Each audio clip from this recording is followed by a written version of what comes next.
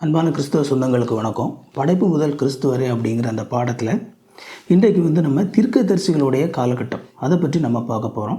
இந்த தீர்க்கதரிசிகளுடைய காலகட்டத்தை நம்ம முழுவதுமாக பார்ப்பதன் மூலமாக நாம் கடவுளை பற்றியும் மனிதர்களை பற்றியும் என்னென்ன விஷயங்களை கற்றுக்கொள்ளலாம் அப்படிங்கிறத பார்க்கலாம். இந்த தீர்க்கதரிசிகள் அப்படிங்கிறவங்க கடவுளிடத்திலிருந்து செய்தியை பெற்று மக்களுக்கு சொல்லக்கூடிய நபர்களாக இருந்தாங்க. அது மட்டும் இல்லாமல் பொதுவாக ஒரு நபர் செய்யக்கூடிய ஒரு தவறை அவங்களுக்கு சுட்டி காட்டி அவங்களை எச்சரிக்கிறது அப்படிங்கிறது ஒரு கடினமான ஒரு காரியம்தான். அது மட்டும் இல்லாமல் இந்த தீர்க்கதரிசிகள் இஸ்ரவேல் மக்கள் மேலே, கடவுளுடைய பிள்ளைகள் மேலே மிகவும் அன்புள்ளவர்களாக இருந்தாங்க. ஆனாலும் தாங்கள் நேசிக்கக்கூடிய இந்த மக்கள் அவர்களை எச்சரித்தும் கூட அவங்க மீண்டும் மீண்டும் கடவுள் வெறுக்கக்கூடிய தவறுகளை செய்து அவங்க தண்டனைக்கு உட்படுவதை பார்ப்பது என்பது மிக கடினமான ஒரு விஷயம். இந்த இரண்டையுமே தீர்க்கதரிசிகள் தங்களுடைய வாழ்க்கையில் சந்திக்க வேண்டியதாக இருந்தது. அவங்க ஆண்டவருக்கும் மனுஷங்களுக்கும், கடவுளுடைய பிள்ளைகளுக்கும் துன்மார்க்கர்களுக்கும் உள்ள அந்த வித்தியாசத்தை தங்களுடைய தீர்க்க தரிசனங்கள் மூலமாக பல நேரங்களில் சுட்டி காட்டக்கூடிய நபர்களாக இருந்தாங்க. நம்ம தீர்க்கதரிசிகளுடைய செய்திகளை நம்ம கவனமாக பார்க்கும்போது தேவன் எப்படிப்பட்டவர் என்பதை அவங்க மீண்டும் மீண்டுமாக அந்த மக்களுக்கு சொன்னதை நம்ம பார்க்குறோம். தேவன் படைத்தவர் அப்படிங்கிறத மீண்டும் மீண்டும் அந்த மக்களுக்கு சொன்னாங்க. அதாவது உண்மையான தேவன் யார் அப்படிங்கிறத அந்த மக்களுக்கு சொல்லும்போது அவர் வானத்தையும் பூமியையும் படைத்த ஆண்டவர், அவரைத்தான் உண்மையான தெய்வமாக என்ன செய்கிறாங்க, மீண்டும் மீண்டுமாக இஸ்ரவேல் மக்களுக்கு தீர்க்கதரிசிகள் அறிவிக்கிறாங்க. அது மட்டும் இல்லை, அவர் படைத்தவராகவும் எல்லாவற்றையும் ஆளுகை செய்யக்கூடிய தேவனாகவும் இருக்கிறார். சர்வ ஆளுகை உள்ள தேவன், எல்லாவற்றையும் தன்னுடைய கட்டுப்பாட்டிலே வைத்து நடத்தக்கூடிய ஒரு தேவனாக இருக்கிறார் என்பதையும் அவர்கள் மீண்டும் மீண்டுமாக இஸ்ரவேல் மக்களுக்கு சொன்னாங்க. தேவன் தொடக்கத்திலிருந்தே சத்தியத்தை பேசக்கூடியவர், தேவன் கடவுள் உண்மையை பேசக்கூடியவர் அப்படிங்கிறது என்ன செஞ்சாங்க அப்படின்னா அந்த மக்களுக்கு அவங்க சொன்னாங்க. ஆபிரகாமோடு அவர் உண்மையை பேசினார், ஈசாக்கோடு அவர் பேசினார், யாக்கோபோடு அவர் உண்மையை பேசினார், மோசையோடு கூட அவர் உண்மையை பேசினார், இஸ்ரவேல் மக்களோடு கூட அவர் உண்மையை பேசினார். எப்பொழுதுமே அந்த மக்களிடத்திலே சத்தியத்தை பேசக்கூடிய நபராகவே கடவுள் இருக்கிறார். அவர் ஒருபொழுதும் சத்தியத்திலிருந்து மாறுபடக்கூடியவர் அல்ல என்பதை மீண்டும் மீண்டுமாக இந்த தீர்க்கதரிசிகள் மக்களிடத்திலே சொன்னாங்க. இந்த ராஜாக்களுடைய நாட்கள், அந்த ராஜாக்களுடைய நாட்களில் அதை தொடர்ந்து வரக்கூடிய அந்த காலகட்டங்கள் முழுவதுமாக ஆண்டவர் இஸ்ரவேல் மக்களோடு கூட தீர்க்கதரிசிகள் மூலமாக பேசினார். இந்த தீர்க்கதரிசிகள் என்ன செஞ்சாங்க அப்படின்னா அந்த மக்களை பாவங்களிலிருந்து மனம் திரும்பும்படியாக அழைத்தாங்க.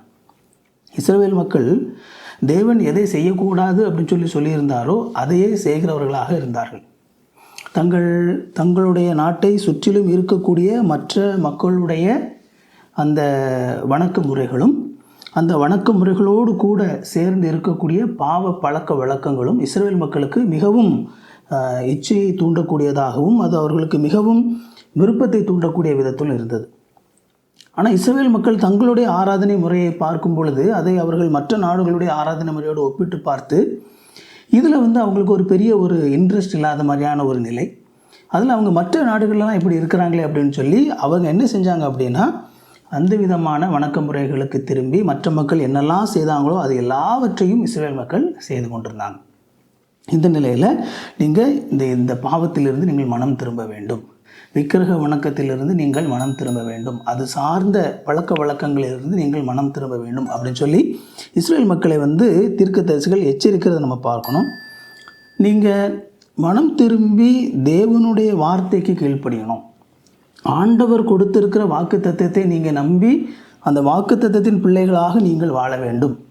அப்படி நீங்கள் அவரை நம்பாத பட்சத்திலே உங்களுடைய பாவங்களுக்கான தண்டனை வரும், மிகப்பெரிய நியாய தீர்ப்பு வருகிறது அப்படிங்கிற காரியங்கள் என்ன செஞ்சாங்க அப்படின்னா இந்த தீர்க்கதரிசிகள் மக்களிடத்திலே பேசக்கூடிய நபர்களாக இருந்தாங்க. நம்ம இந்த தீர்க்கதரிசிகள் கடவுளுடைய அந்த காரியங்களை குறித்து மக்களிடத்தில் பேசுகிறத அடிப்படையாக வைத்து நம்முடைய தேவன் எப்படிப்பட்டவர் அப்படிங்கிறத நம்மளால் புரிந்து கொள்ள முடியும். ஆண்டவர் இந்த மக்கள் மேலே கரிசனை கொள்கிறவராக, இந்த மக்கள் மேலே அக்கறை கொள்ளக்கூடிய ஒரு நபராக இருந்தார். இந்த மக்கள் தொடர்ந்து அவங்க கடவுளுக்கு பிரியமில்லாத காரியங்களை செய்து கொண்டிருந்த நிலையிலும் மீண்டும் மீண்டும் அவர்கள் மேல் அவர் அக்கறை காட்டினார், அவங்க மேல் கரிசனை கொண்டார். வரப்போகிற மீட்பரை குறித்த மிக முக்கியமான பல தீர்க்க தரிசனங்களை தீர்க்கதரிசிகள் சொன்னாங்க.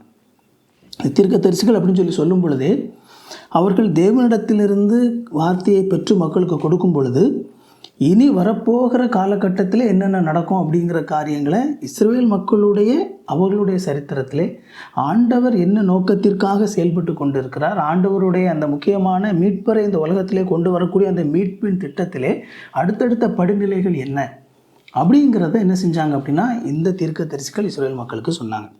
அதனால தான் தேவன் வரப்போகிற மீட்பரை குறித்த பல்வேறு விதமான தீர்க்க தரிசனங்களை இந்த தீர்க்கதரிசிகள் மூலமாக மக்களுக்கு சொன்னார். மனுக்குலம் ஆண்டவருக்கு உண்மை இல்லாமல் இருந்தாங்க. கடவுளுடைய வார்த்தையை அவங்க பெரிய அளவில் மதிக்கலை.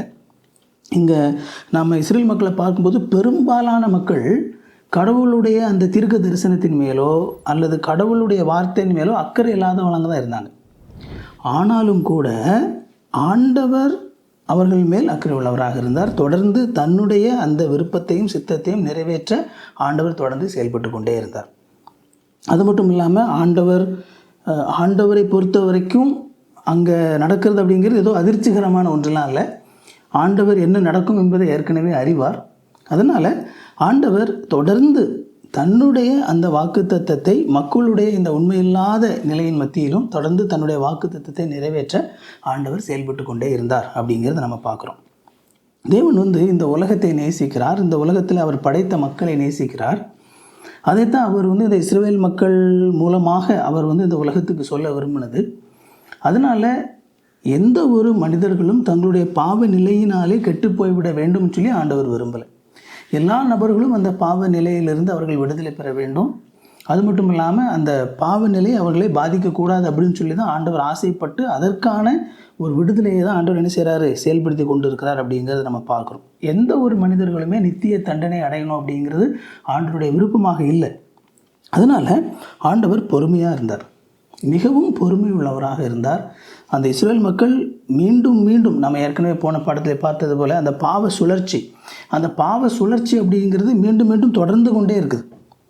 ஆனாலும் கூட ஆண்டவர் பொறுமை உள்ளவராக இருந்து அவர் என்ன செஞ்சார் அப்படின்னா அந்த மக்கள் மனம் திரும்பும்படியாக ஆண்டவர் எதிர்பார்த்தார்.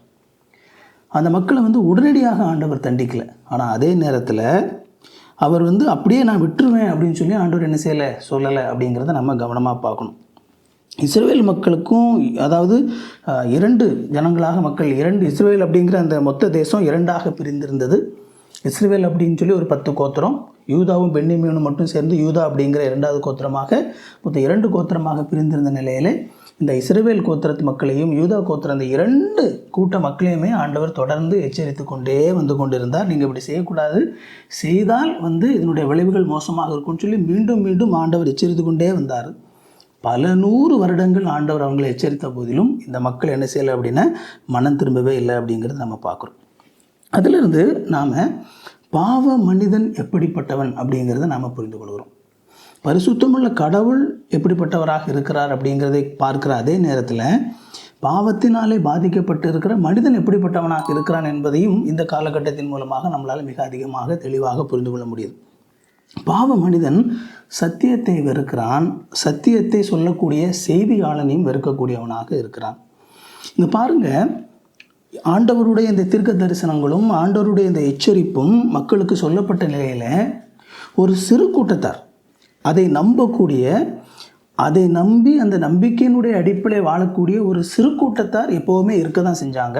ஆனால் பெருங்கூட்டத்தை நம்ம பார்க்கும் பொழுது பெரும்பாலான மக்கள் ஆண்டவருடைய அந்த தீர்க்க தரிசனங்களை அவங்க நம்பலை, ஆண்டவருடைய செய்தியை அவங்க நம்பலை.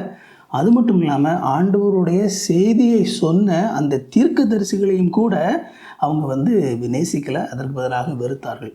அதனால் பல தீர்க்க தரிசிகளை அவங்க துன்பப்படுத்தினாங்க. ஒரு சில தீர்க்க தரிசிகளை அவங்க என்ன செஞ்சாங்கன்னா கொலை செய்ய கூட செஞ்சாங்க. அவங்களுக்கு விக்கிரக ஆராதனையிலையும் அதை சார்ந்து இருக்கக்கூடிய அந்த பாவ பழக்க வழக்கங்களிலேயும் மிக அதிகமான ஈடுபாடு அந்த மக்களுக்கு இருந்தது. அது மட்டும் இல்லாமல் மத சடங்காச்சாரத்தில் அவங்க விழுந்து போய் கிடந்தாங்க.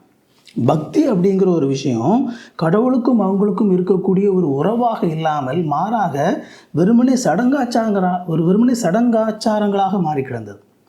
இதை செய்யணும் அப்படின்னு சொல்லி அதை செய்யணும் அப்படிங்கிறதுக்காக செய்தார்களே ஒழிய எந்த விதமான அதனுடைய உள்ளான அர்த்தத்தையும் கடவுள் எதற்காக இதை செய்ய சொல்லியிருக்கிறார் அப்படிங்கிற அந்த ஒரு விஷயத்தை புரிந்து கொள்ளாமல் அவங்க தங்களுடைய ஒரு வெறுமனே ஒரு வெளிப்பார்வைக்காகவும் வெளி தோற்றத்திற்காகவும் அவங்க என்ன செஞ்சாங்க அப்படின்னா கடவுள் சொல்லியிருந்த இந்த காரியங்களை செய்து கொண்டு வந்தாங்க அப்படின்னு சொல்லி நம்ம பார்க்குறோம். தேவன் நம்முடைய இருதயத்தையும் நம்முடைய சிந்தையும் அவர் காண்கிறார். அவருக்கு வெறுமனே வெளிப்படையான ஒரு சடங்காச்சாரமான ஒரு வெளிப்புறமான ஒரு காரியத்தை வந்து அவர் எப்பொழுதுமே நம்மிடத்தில் எதிர்பார்க்கறது இல்லை. மாறாக நம்முடைய இருதயம் எப்படிப்பட்டதாக இருக்குது, நமக்கும் அவருக்குமான இருக்கக்கூடிய அந்த உறவிலே நம்முடைய சிந்தை எப்படிப்பட்டதாக இருக்கிறது அப்படிங்கிறது தான் ஆண்டவர் மிக அதிகமான முக்கியத்துவம் கொடுக்குறார் அப்படிங்கிறத நாம் எப்பொழுதுமே உணர்ந்து கொள்ளணும். வெறுமனே வெளிப்புறமான ஒரு செயல்பாடுகளினாலே நாம் ஆண்டவரை எப்பொழுதும் பிரியப்படுத்த முடியாது அப்படிங்கிறத நாம் உணர்ந்திருக்கணும். அது மட்டும் இல்லாமல் இந்த பாவ மனிதன் எப்பொழுதுமே பொய்யை விரும்புகிறான், பொய்யை அறிவிக்கிறவனையும் விரும்புகிறான். முன்னாடி நம்ம பார்த்தோம், அவன் வந்து இப்போ உண்மையை வெறுக்கிறான், சத்தியத்தை வெறுக்கிறான், சத்தியத்தை சொல்கிறவங்களையும் வெறுக்கிறான்.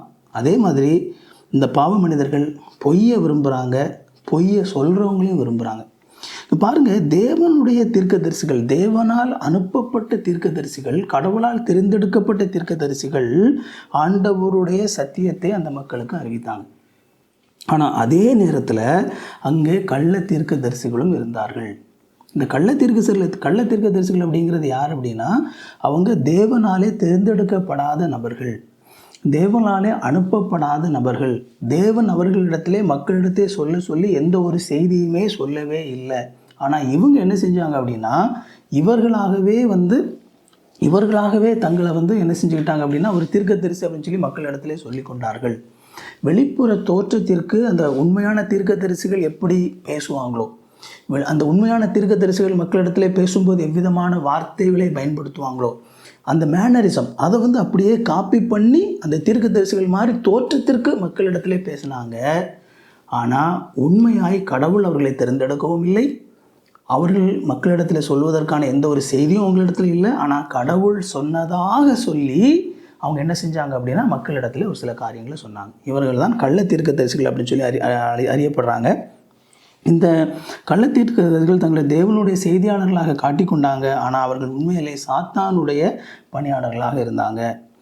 ஆண்டவர் அவங்களுடைய பாவத்தை குறித்து உண்மையான தீர்க்கதரிசிகள் மூலமாக மிக கடுமையாக எச்சரித்து வந்தார்.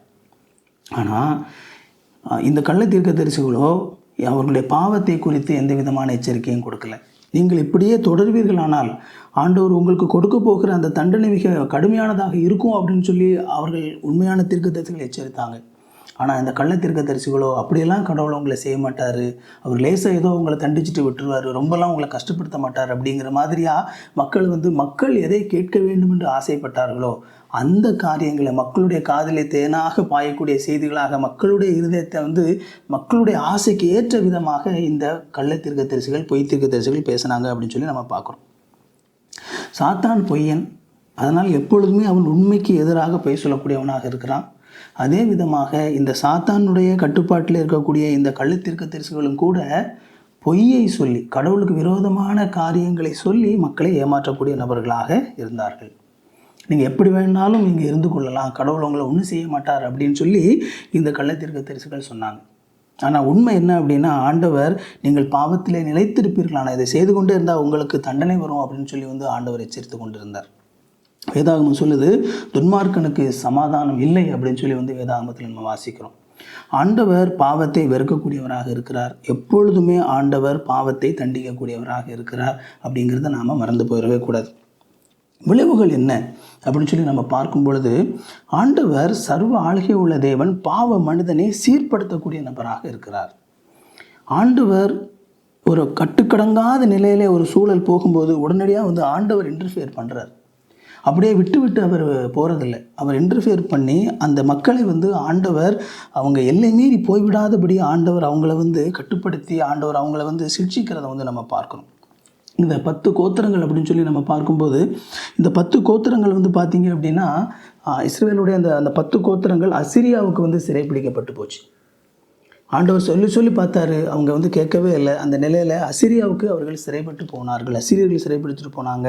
அப்படி அங்கே போன நிலையில் அவங்க தங்களுடைய அடையாளத்தை இழந்து அங்கே போய் அவங்க மற்ற எல்லா கலப்பு திருமணங்கள் எல்லாம் செய்து அங்கிருந்து பல்வேறு இடங்களில் உலகத்துக்கு எல்லா இடத்துக்கும் சிதறி போய் அவங்க திரும்ப தங்களுடைய நாட்டுக்கு அந்த இஸ்ரவேல் கோத்திரம் அப்படிங்கிறது வரவே இல்லை.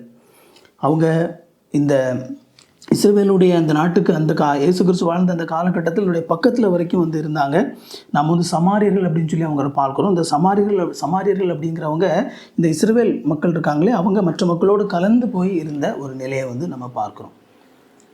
அது தவறில்லை. அதாவது மற்ற மக்களை திருமணம் செய்தது அப்படிங்கிறதுல ஆண்டவருடைய பிரச்சனை. அவங்க மற்ற நம்பிக்கைகளை வந்து அவங்க பின்பற்றி, அந்த சடங்காச்சாரங்களை பின்பற்றி அவங்க என்ன செஞ்சாங்க அப்படின்னா வாழ்ந்தாங்க. உண்மையான கடவுளை நம்பக்கூடிய, உண்மையான கடவுளை விசுவாசிக்கக்கூடிய நபர்களை திருமணம் செய்யணும் அப்படிங்கிற அந்த மாதிரியான ஒரு உறுதித்தன்மை இல்லாமல் இருந்தாங்க. அதுதான் வந்து மிகப்பெரிய ஒரு பிரச்சனையாக வந்து நாம் இங்கே பார்க்குறோம். அதனால் அவங்களுடைய சாராம்சத்தை முழுவதுமாக அவர்கள் இழந்து போன நிலையிலே இருந்தாங்க. அடுத்தது வந்து நம்ம பார்க்கும்போது தெற்கு கோத்திரம், யூதா கோத்திரம், அதுவும் கூட பாபிலோனியர்களாலே சிறைப்பிடிக்கப்பட்டு போனது. பாபிலோனியர்கள் அவங்களை வந்து சிறைப்பிடித்தாங்க. அவங்க தீர்க்க தரிசனமாக அறிவிக்கப்பட்டபடியே 70 வருடங்கள் அவங்க பாபிலோனிலே அடிமைகளாக இருந்தார்கள் அப்படின்னு சொல்லி நம்ம பார்க்குறோம். இந்த பாபிலோனுடைய ராஜ்யம் முடிவடைந்து அடுத்ததாக மேதியா பெர்ஷியா அந்த ராஜ்யம் தலையெடுக்கிற அந்த நேரத்தில் அவர்கள் வந்து நீங்கள் மீண்டும் உங்களுடைய நாடுகளுக்கு போகணுன்னா நீங்கள் போகலாம் அப்படிங்கிற ஒரு அறிவிப்பு அவங்களுக்கு கொடுக்கப்பட்டது. அந்த நிலையில் அவங்களுக்கு விடுதலை கொடுக்கப்படலை. நீங்கள் உங்கள் நாட்டில் போய் வாழுங்க அப்படிங்கிற ஒரு அனுமதி கொடுக்கப்பட்டது. அந்த நிலையில் இங்கே பாபிலோனிலே அடிமைத்தனத்துக்கு போயிருந்த பல நபர்கள் அங்கிருந்து தங்களுடைய சொந்த நாடுகளுக்கு வந்து இங்கே எருசலேமுக்கும் இந்த பகுதிகளுக்கும் வந்து அவங்க என்ன செஞ்சாங்க அப்படின்னா அங்கே மதில்களை அவங்க வந்து கட்டினாங்க. அங்கே மீண்டுமாக அங்கே இடிக்கப்பட்டு போயிருந்த சாலமோனாலே கட்டப்பட்டு முழுவதுமாக இடிக்கப்பட்டு இருந்த அந்த தேவாலயத்தையும் கூட அவர்கள் மிக சொற்பமான விதத்திலே அவங்க கட்டி எழுப்பினதை வந்து என்ன செய்யறோம் அப்படின்னா நம்ம பார்க்குறோம். ஆண்டவர் சொன்னபடியே இந்த பாவ நிலையிலே தொடர்ந்து வாழ்ந்து கொண்டிருந்த மக்கள் மிக கடுமையான தண்டனைகளுக்கு உள்ளானார்கள் அப்படிங்கிறத நம்ம பார்க்குறோம். ஆனால் அதே நேரத்தில் ஆண்டவர் அவர் வாக்கு கொடுத்திருந்தபடியே மீண்டும் நீங்கள் 70 வருடம் கழித்து திரும்ப வருவீங்கன்னு சொல்லி ஆண்டவர் வாக்கு கொடுத்திருந்தார். அந்த வாக்கு தத்தத்தின் அடிப்படையிலே அவங்க என்ன செய்கிறாங்க அப்படின்னா மீண்டும் ஆண்டவர் அவர்களை தங்களுடைய சொந்த இடத்திற்கு அழைத்து கொண்டு வந்ததை நம்ம பார்க்குறோம். அங்கே எஸ்ரா, நெகேமியா அவங்களுடைய காலகட்டத்திலே அங்கே மதில்கள் கட்டப்படுகிறது, தேவாலயமும் மீண்டுமாக கட்டப்பட்டதை நம்ம பார்க்குறோம். இது எல்லாவற்றினுடைய பின்னணியிலையும் ஆண்டவர் அவருடைய அந்த மீட்பின் திட்டத்தை அற்புதமாக நிறைவேற்றி கொண்டு வந்து கொண்டிருந்தார். தேவன் வந்து தம்முடைய வார்த்தையை கேட்கணும், அவருடைய வார்த்தையை நம்பணும். ரொம்ப முக்கியமாக தீர்க்கதரிசிகள் காலகட்டத்திலே தீர்க்கதரிசிகள் மூலமாக அறிவிக்கப்பட்ட தீர்க்க தரிசனங்கள், மேசியாவை குறித்த தீர்க்க தரிசனங்கள் மிக தெளிவாக இந்த தீர்க்கதரிசிகள் காலகட்டத்தில் அறிவிக்கப்பட்டது. மேசியா உங்களை சந்திக்க வருவார் அப்படின்னு சொல்லி திட்டமும் உறுதியுமாக என்ன செஞ்சாங்க அப்படின்னா அந்த தீர்க்கதரிசிகள் சொன்னாங்க. அந்த நம்பிக்கையினுடைய அடிப்படையிலே அதை விசுவாசித்து இந்த மக்கள் வாழ வேண்டும்னு சொல்லி ஆண்டவர் எதிர்பார்த்தார். ஆனால் அந்த மக்களோ அதை நம்பாமல், ஆண்டவர் அவர்கள் நடத்தி கொண்டிருக்கிற விதத்தை நம்பாமல், அவர்களுடைய கவனமெல்லாம் மற்ற காரியங்கள் மேலும், மற்ற நாடுகளுடைய வணக்க முறைகள் மேலும், அதன் மேலும் இருந்தது. அது ஒரு மிகப்பெரிய ஒரு பிரச்சனையாக அவங்களுக்கு மாறிச்சு. அதனால் ஆண்டவர் அவங்க மனம் திரும்பணும்னு சொல்லி அவங்கள மீண்டும் மீண்டுமாக எச்சரித்தார். சரியான நம்பிக்கைக்கு திரும்ப வேண்டும் என்று அவங்களை எச்சரித்தார். அவங்க மனம் திரும்பலை. ஆண்டவர் இரக்கமுள்ளவராக இருந்தார், அவர் மிகவும் கிருபை உள்ளவராக இருந்தார். அதனால் உடனடியாக அவங்க தப்பு பண்ண உடனே ஆண்டவர் வந்து அவங்கள உடனடியாக தண்டித்து விடவில்லை. அதே நேரத்தில் ஒரு பெருங்கூட்ட மக்கள் வந்து அவருடைய வாக்குத்தத்தத்தை எப்பொழுதுமே நம்பாமல் இருக்கிற அந்த நிலையில் அவர் தன்னுடைய வாக்குத்தத்தத்தை புறக்கணித்து விடவில்லை. அவ்வளோதான், இனிமே நான் இதெல்லாம் நிறைவேற்ற மாட்டேன் அப்படிலாம் சொல்லிவிடவில்லை. ஆண்டவர் பொறுமை உள்ளவராக இருந்தார், நிதானம் உள்ளவராக இருந்தார். அவங்களை கண்டிப்பதற்கும் கூட ஆண்டவர் நிதானம் உள்ளவராக இருந்தே அவங்கள வந்து கண்டித்தார் அப்படிங்கிறத நம்ம பார்க்குறோம். ஆனாலும் அவர் தன்னுடைய வாக்கு தத்தத்திலே அவர் மாறாமல் எப்பொழுதுமே உண்மை உள்ளவராக இருந்தார். அவர் நீதி உள்ள நியாயாதிபதி, அதனால் பாவத்தை எப்பொழுதுமே தண்டிக்கக்கூடியவராக இருக்கிறார். ஆனால் அதே நேரத்தில் அவர் உண்மை உள்ளவர், அதனால் எப்பொழுதும் தன்னுடைய வாக்கு தத்தத்தில் மாறாதவராக இருக்கிறார். அதனால் இதில் நாம் கற்றுக்கொண்ட இந்த விஷயங்கள் வந்து உங்களுக்கு ரொம்ப பயனுள்ளதாக இருந்திருக்கும் அப்படின்னு சொல்லி நம்புகிறேன். ஒருவேளை இதில் நாம் அந்த பார்த்த விஷயங்கள் உங்களுடைய நண்பர்களுக்கோ உறவினர்களுக்கோ பயனுள்ளதாக இருக்கும்னு நினச்சிங்க அப்படின்னா அவங்களுக்கு இந்த வீடியோவை நீங்கள் பகிர்ந்து விடுங்க. உங்களோட சந்தேகங்களை கமெண்ட்டில் கேளுங்க, நான் உங்களுக்கு பதில் சொல்கிறேன். இந்த வீடியோவை லைக் பண்ணிக்கோங்க, சேனலையும் சப்ஸ்கிரைப் பண்ணிக்கோங்க, நோட்டிஃபிகேஷன் வேணால் பெல் பட்டனையும் கிளிக் பண்ணிக்கோங்க. இன்னும் ஒரு நல்ல வீடியோவில் சந்திப்போம். தேங்க்யூ. God bless you.